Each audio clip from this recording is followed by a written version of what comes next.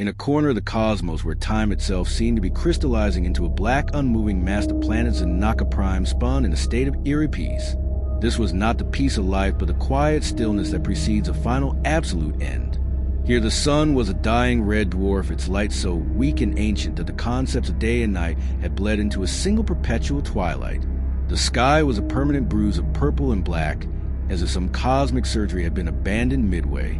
The light from the distant star did not warm, it only illuminated, casting long, distorted shadows that moved like living things across the landscape. The air itself was thin and cold, carrying a metallic tang that clung to the back of the throat. The surface of the planet was not made of rock or soil, but of a strange crystalline metal alloy. It was cold to the touch, of cold that seemed to sink into bone and freeze the very soul. When the wind blew, it was not air but a storm of metallic particulates, a metallic wind that scoured the landscape and carried a scent like rust and ozone. To inhale it was to feel 1,000 tiny needles lining your lungs, a sensation that every Zinakh was born into and learned to endure. The wind would whistle through the tall, needle-thin structures that served as cities, creating a mournful symphony that was the only constant music of this world. The inhabitants of this world, the Zinakh, were not life as the universe understood it. They were a mistake in the sequence of existence, a species born from the union of dying iron and lost souls. Their bodies were encased in a rough brown-black metal carapace, a grotesque fusion of an insect's exoskeleton and a rusted tank's armor. This shell was not a single piece, but a series of overlapping plates that ground against each other with every movement, producing a soft grating sound that was the backdrop to all Zinakh activity. Their limbs joined at odd sharp angles, and their fingers tapered into sharp metal nails that could carve into the very ground they walked on. But the most disturbing feature was their eyes. They had no eyelids. They were two polished black stones, forever open, forever reflecting a world they did not seem to feel. In Zinakh society, to feel was the greatest sin of all. Their civilization was built on a rigid, unforgiving structure with one sole purpose: survival. Their lives were not meant for living, but for enduring. And even in death, their duty was not over. They lived in towering hives, cities carved from the planet's very crust, structures that spiraled up into the bruised sky like metallic termite mounds. The interiors of these hives were a labyrinth of narrow corridors and humming chambers, the air thick with the smell of lubricants and recycled atmosphere. There was no art, no music, no literature. There was only function. Every Zinakh had a role, a purpose in the great machine of their society. To deviate from that purpose was to be broken, a faulty part to be discarded. The most important and grotesque of their daily rituals was the Great Reclamation. When a Zinakh died, its body was not destroyed. It was carried to the center of the city to a platform called the Reclamation Altar.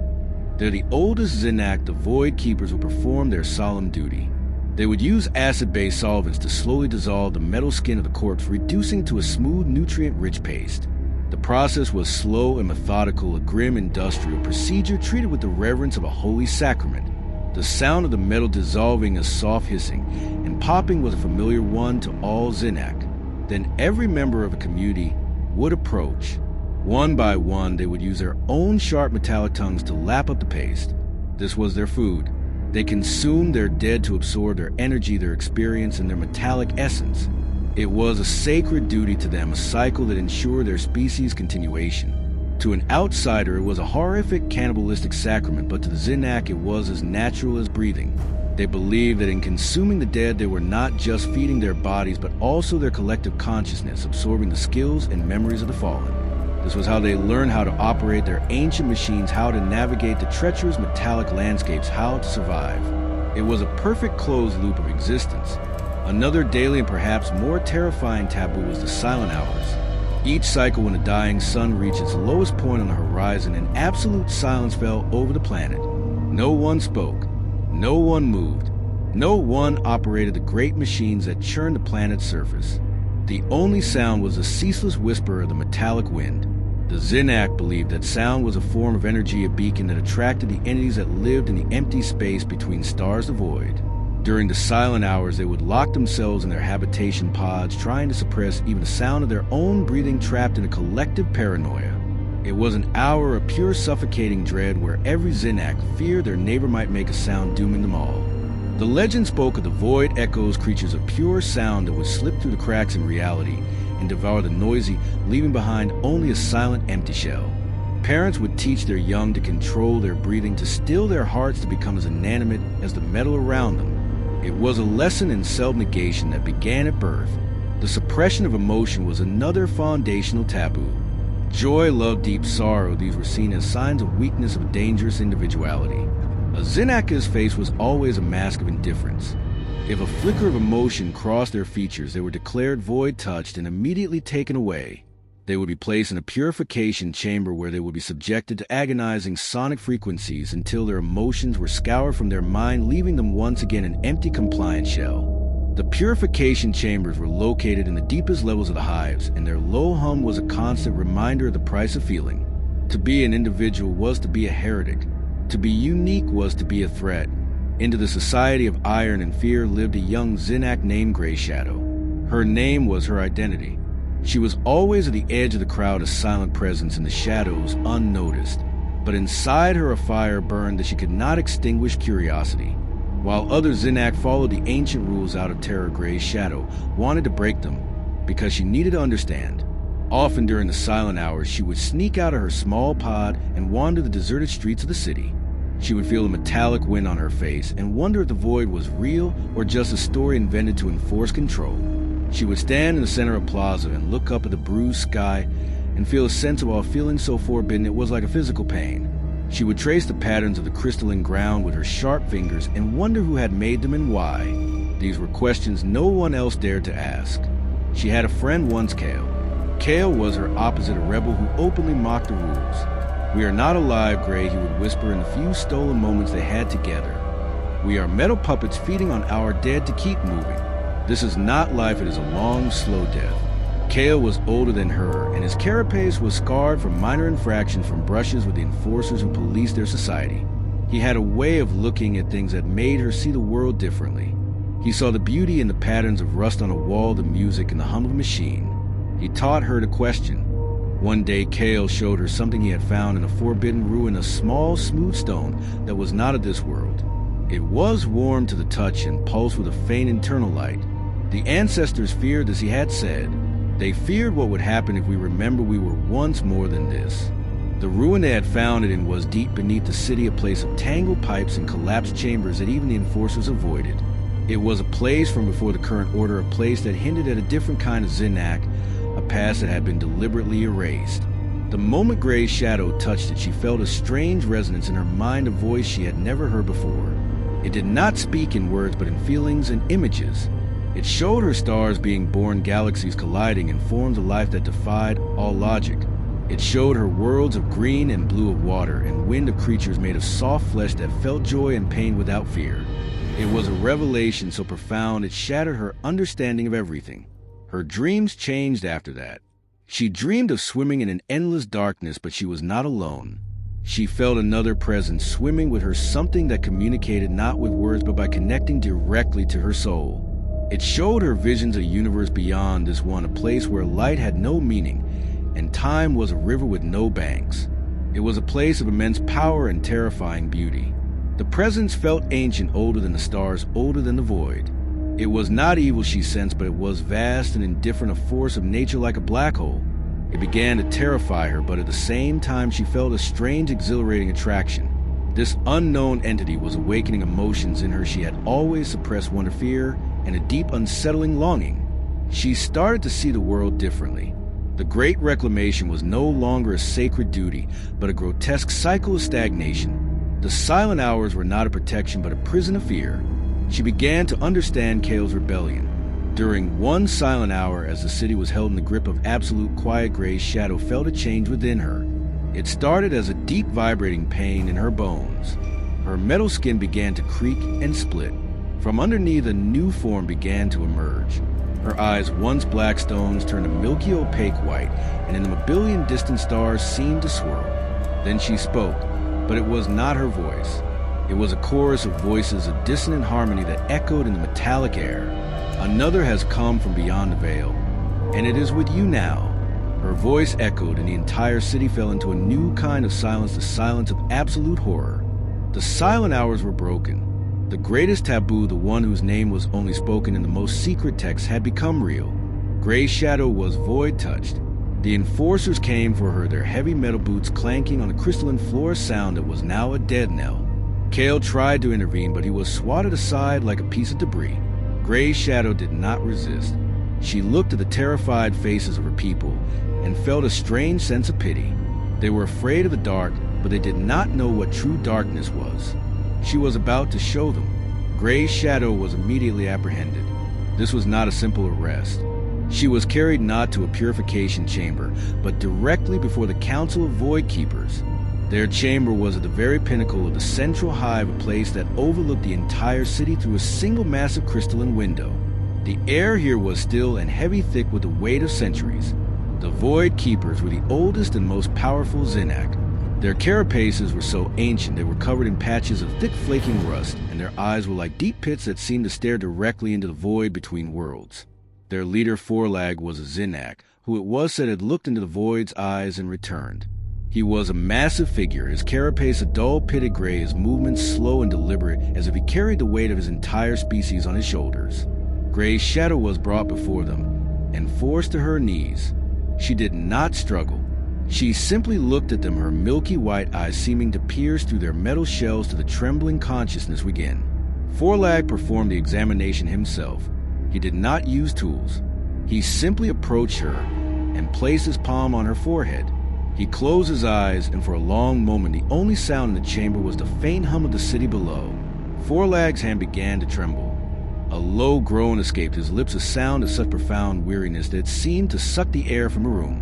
He pulled his hand back as it burned. "This is no ordinary void touch," he said, his voice a low grind of metal.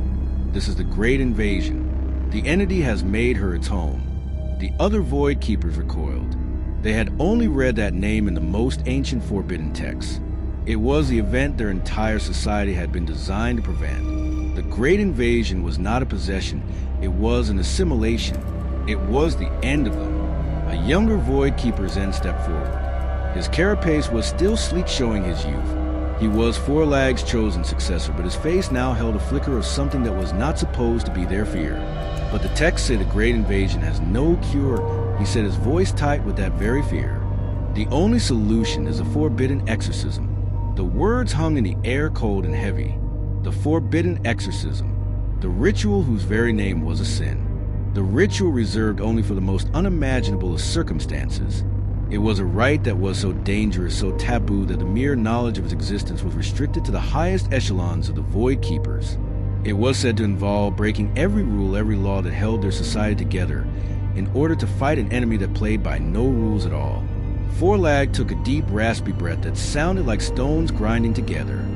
He looked at Gray's shadow, then at the terrified faces of his council, then out the window at the city that was his charge. "We have no choice," he declared, his voice echoing in the chamber. "If we do nothing, this entity will slowly, silently consume us all.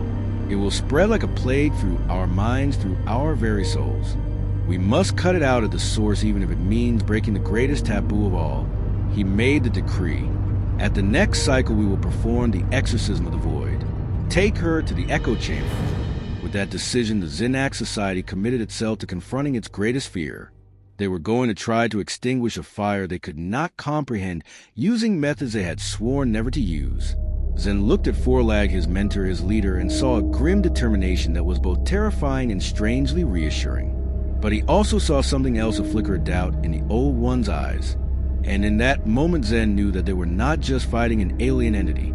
They were fighting the very foundation of their own beliefs.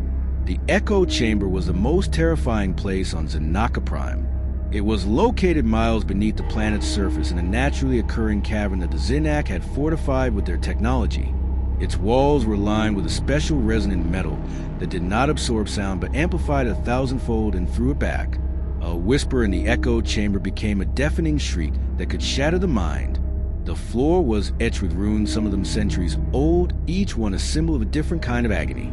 The chamber was designed to be a weapon, a tool of psychic warfare. When Gray's shadow was brought into the chamber, she was eerily calm. The milky whiteness in her eyes seemed to have deepened, and she looked around not with confusion but with a strange sense of familiarity, as if she were returning home. She seemed to be studying the runes on the floor, a faint smile on her lips.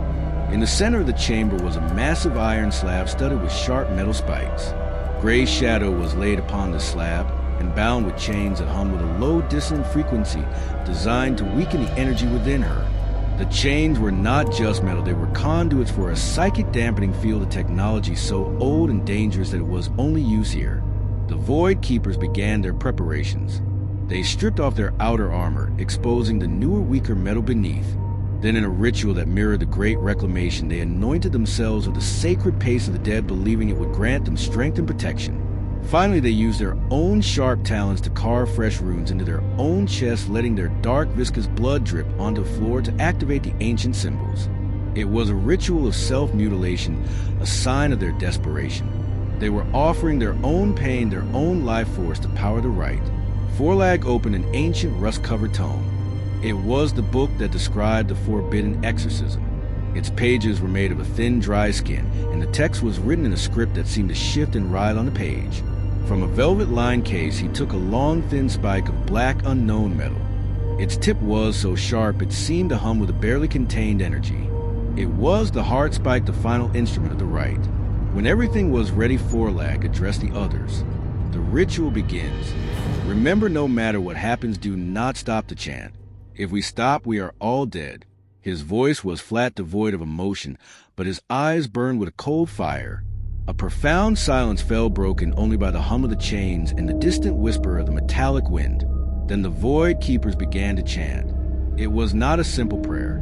It was a sequence of guttural harmonic words that seemed to vibrate in the bones of the chamber itself, a direct assault on the fabric of reality. Zorakmian carved void as Stilcinei. With each word, the walls of the chamber seemed to groan. Gray Shadow's body convulsed on the slab, as if struck by a massive electrical current. Her metal skin began to ripple, and patterns of blue and black like a map of an alien world began to surface on her veins.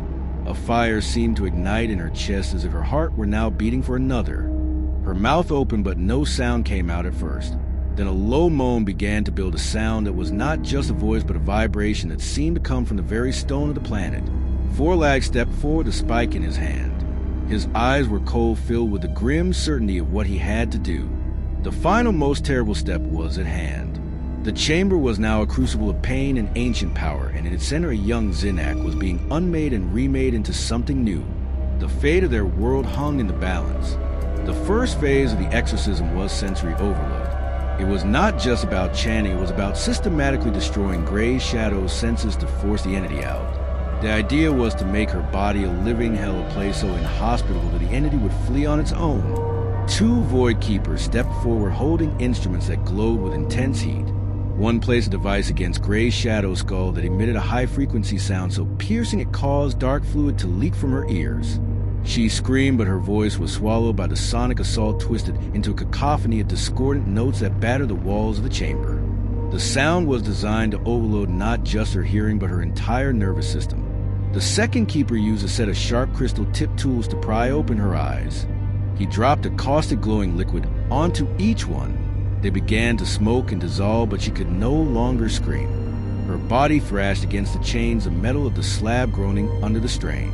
The pain was supposed to be unimaginable, a level of agony that would break any mind. Then they painted her body with a series of reactive chemicals. These substances did not burn her skin, but they caused a sensation of 1,000 tiny white hot needles boring into her from the inside out. Her carapace began to smoke, and the smell of burning metal filled the chamber. It was a smell of violation, of something sacred being defiled. The Void Keeper's chants grew louder, more desperate. The chamber became a symphony of pain, and Gray Shadow's body was the instrument.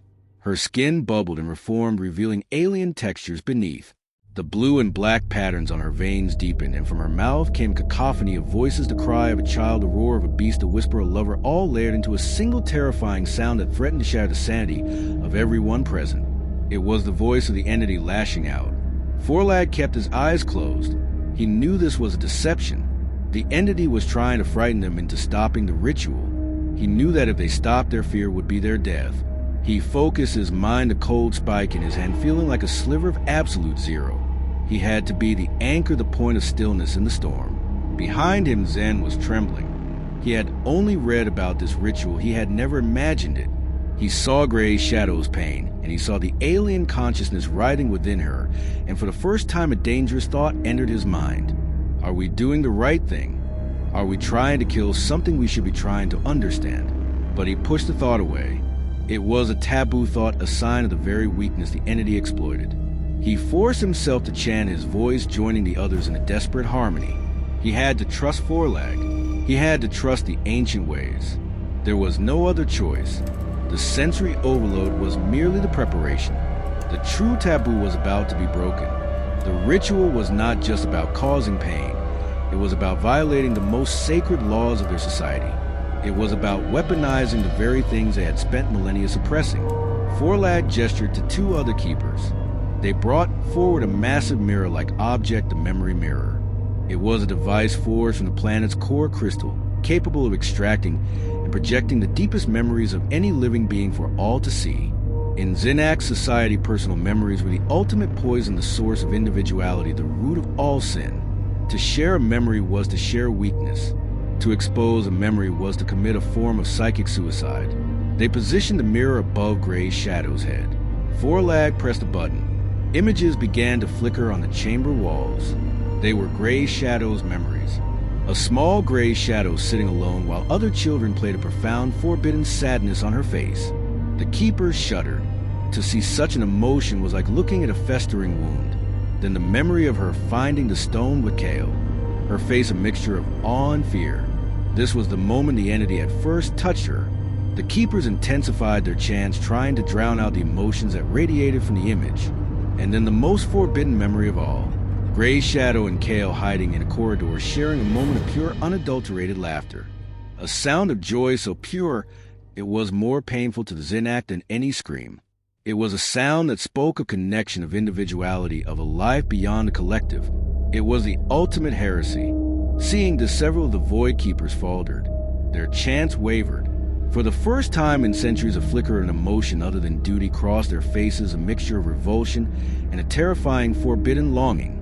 They were seeing a life they could never have, a feeling they could never experience. Gray Shadow's body reacted violently. Two souls were now at war within her, the original Gray Shadow dying from the public exposure of her most private self, and the alien entity recoiling from these pure raw emotions. The entity was a creature of the void, of cold, indifferent space. It had no concept of joy or love. These emotions were anathema to it. This was the real exorcism. It wasn't about casting out a ghost. It was about torturing two souls into abandoning each other. It was a battle fought in the heart of a single being, a battle for the very definition of existence. And the Void Keepers were the torturers, the priests of a god of pain. Now came the final, most dangerous step. The sensory overload and the memory gauntlet had weakened the entity, had driven it to the edge. Now it was time to deliver the final blow. Forelag raised his hand. In it he held a special serrated blade, the Whisper Blade. To use, the priest had to momentarily link his own mind to the entity, a risk of the highest order. One small slip and Forelag himself would be lost, his soul consumed by the void. It was the ultimate sacrifice a priest could make. He placed the tip of the blade on Gray Shadow's chest, directly over her heart. He closed his eyes and in a deep, forbidden voice said, "I hear your pain, stranger, and I tell you this world is not for you." He drove the blade into her chest. It was not a simple entry. The moment the blade pierced her metal skin, a brilliant white energy erupted from the wound like a pressurized pipe bursting. The energy was pure raw psychic force, and it threw Forelag back across the chamber. Then came the sound. It was not a scream.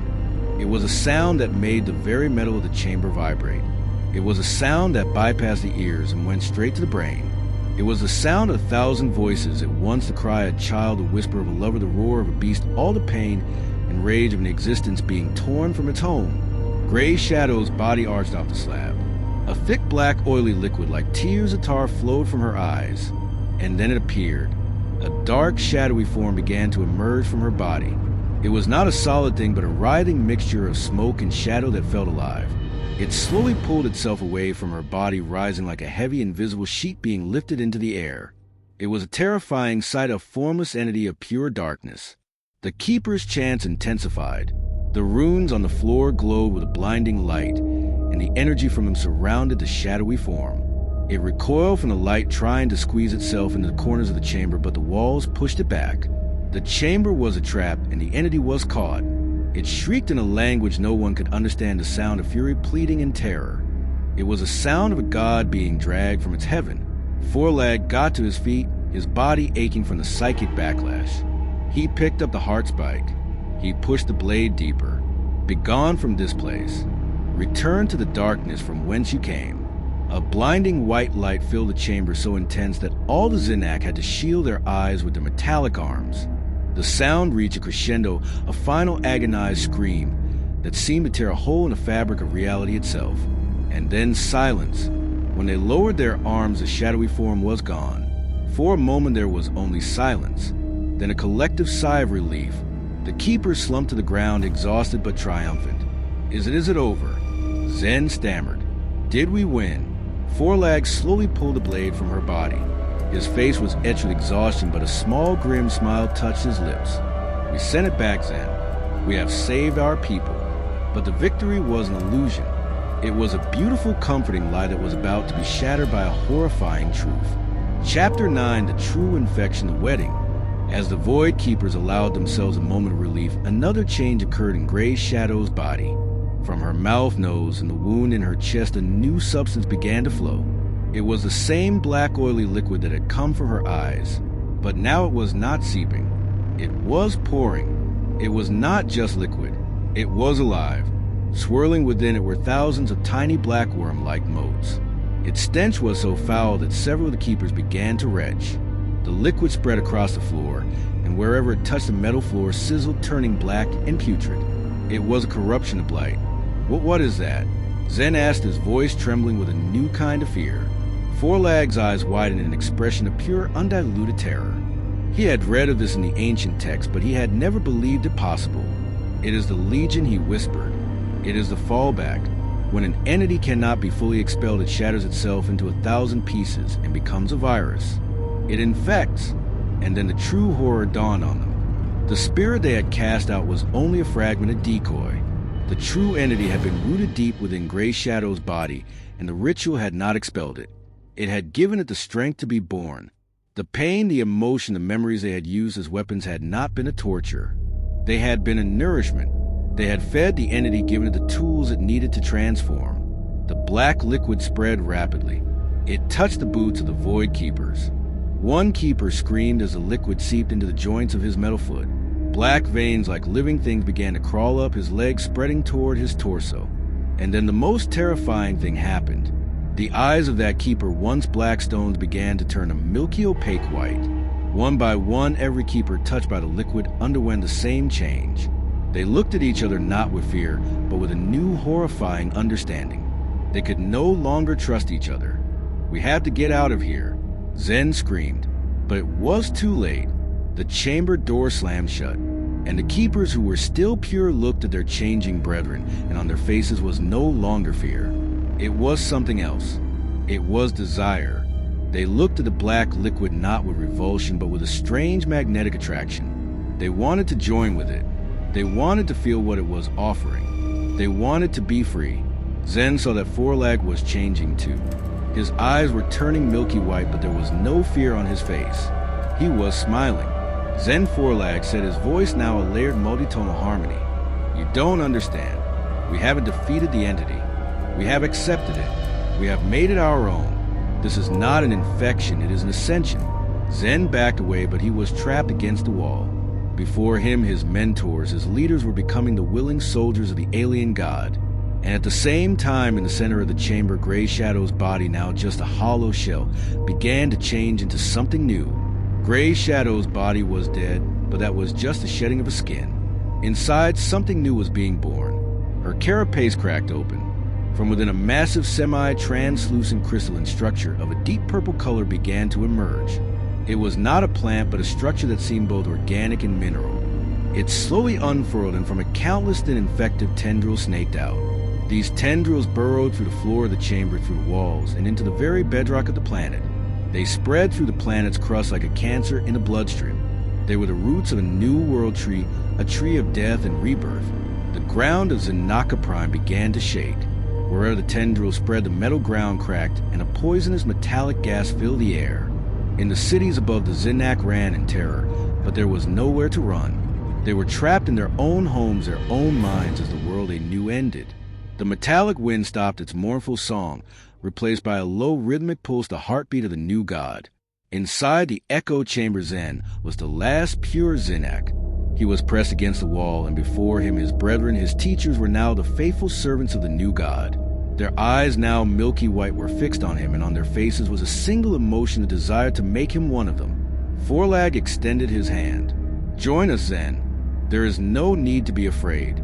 Emotions are not a weakness. They are power. We were wrong to teach you otherwise." Zen looked past Forlag and saw the crystalline structure behind him. It was now beating like a giant alien heart, and with every beat more tendrils spread across the planet. He could feel them in his mind, a chorus of voices, a symphony of thought that was both terrifying and beautiful. It was offering him everything he had ever been denied. It was offering him freedom. This was no exorcism. It was a wedding. The Zinakha Society, in its attempt to confront its greatest fear, had brought about its own end. They had tried to cast out a devil, and in doing so had given birth to a god. And that god, with its new children, was now ready to consume the universe. Zen closed his eyes because he knew there was no point in fighting. He could hear the terrible symphony that now played across the planet, the song of a new age, an age where life and death, truth and lies had become one. Because some rituals are not meant to be broken, and some ghosts remain with us waiting until they are finally and terribly awakened. And now on Zinakha Prime, a ghost was awake, and it was ravenous.